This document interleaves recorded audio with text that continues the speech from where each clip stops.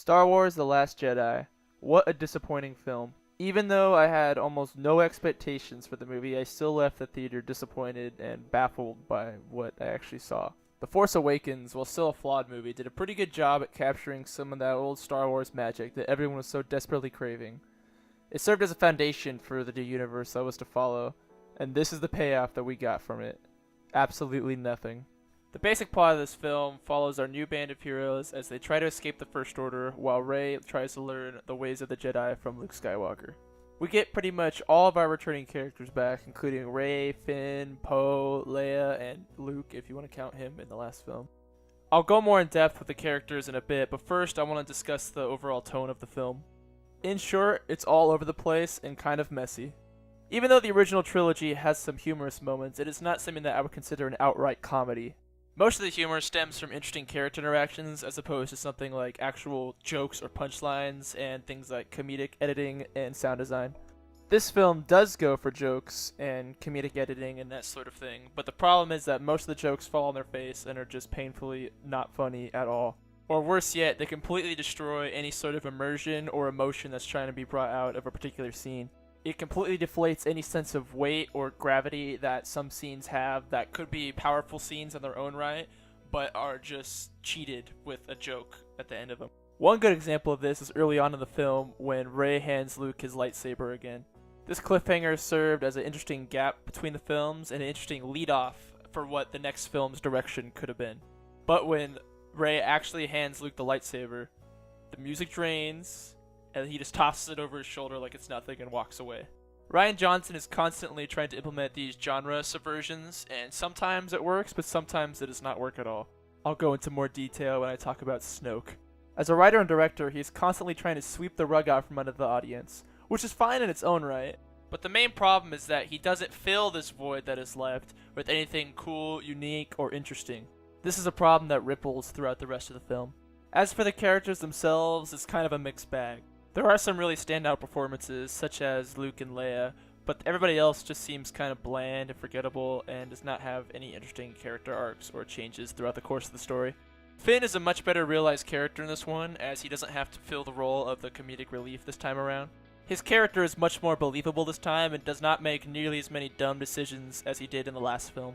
His new companion, Rose, however, is a completely different story. Some of her dialogue is extremely cringeworthy and does not seem to have any place at all in this movie. It also doesn't help that her performance caused her to be really annoying compared to some of the other characters in the film. Daisy Ridley as Rey is pretty similar here as she was in The Force Awakens, which is one note but serviceable, and she does a pretty good job with the work she's given. Her character isn't really given an opportunity to branch out in this film, which is disappointing when you consider the connection between her and Kylo Ren that is established.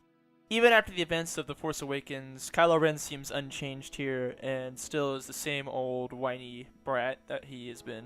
There are moments when you think that some interesting character development could be happening between Kylo Ren and Rey, but this falls short. None of the characters really seem to progress or change or have any kind of meaningful arc throughout the film. For example, let's compare Rey to Luke Skywalker from the original trilogy. Luke starts off as a disgruntled farm boy who just wants to join the rebellion, and ends the trilogy as a wise Jedi. We as an audience get to see his character grow over the course of the 3 films. His character is fundamentally different in each film and continues to progress as the series goes on. With Rey, there is no such progression. She is pretty close to being the exact same character right now as she was at the beginning of The Force Awakens. This makes her far less interesting of a character than Luke was, and also makes it hard for an audience to care for her. And while I think these Luke comparisons are fair, as she fills the role that Luke's had in the original trilogy, I am by no means saying that she has to be an exact copy of Luke. But it would be nice to learn more about her as a character and see her progress and grow as Luke did. We don't know much more about Rey in this film as we did during The Force Awakens. I was very disappointed with the outcome between Rey and Kylo Ren in this film. There was an interesting opportunity established for them to connect as characters and possibly grow together. And there are even some hints to some kind of romantic relationship that could have been started. When all of this comes to a head during the Snoke scene, it could have been a great moment for both of them to discover more about not only themselves but each other. But it instead turns out to be pointless as they both go their separate ways and end up being the exact same characters they were not just at the beginning of this film, but the last one as well. Poe is back here with a very forced subplot about him wanting to be in command that is just here so he can butt heads with Laura Dern's character and create some drama. It kind of feels out of character for him and just serves as a way to add some drama between him and Laura Dern that doesn't really have any payoff except for the fact that at the end of the movie he gets to lead the resistance out of a cave.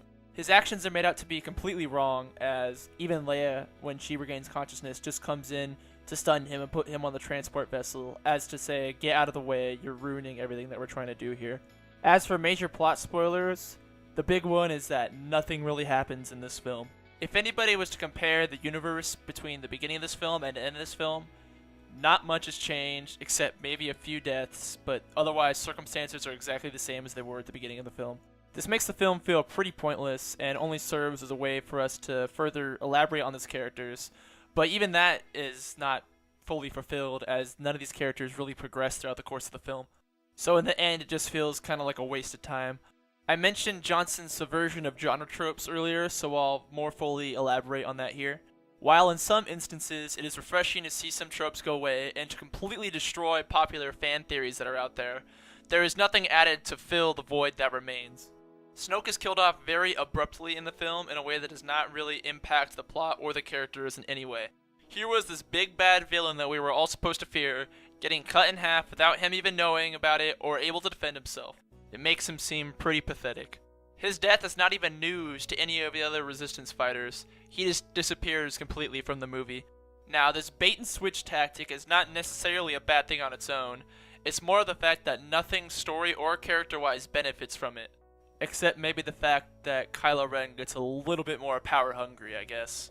This can also apply to the discovery of Rey's parents. Even though some might have expected her to be the descendant of a Jedi, her parents are turned out to be nobody. This could have been a great discovery for her that would have allowed her to grow as a character and caused us to sympathize with her as an audience. It is an interesting thing that we haven't seen in a Star Wars film before, where it is somebody who is basically descended from nobody, but yet who is Force sensitive. The problem isn't the discovery itself, it's just that nothing is done with it. It is quickly swept aside just to have her escape and join the fight with the Resistance.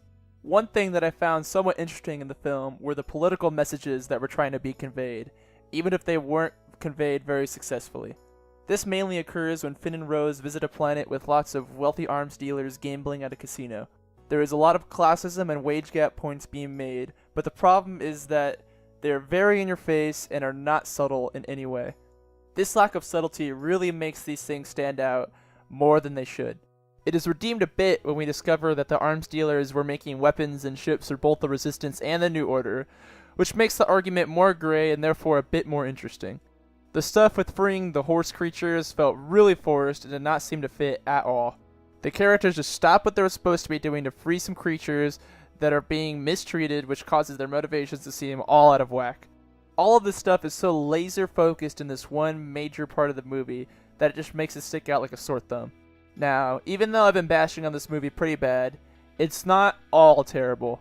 There are some pretty good scenes here, mostly involving Luke, and some pretty good action sequences as well.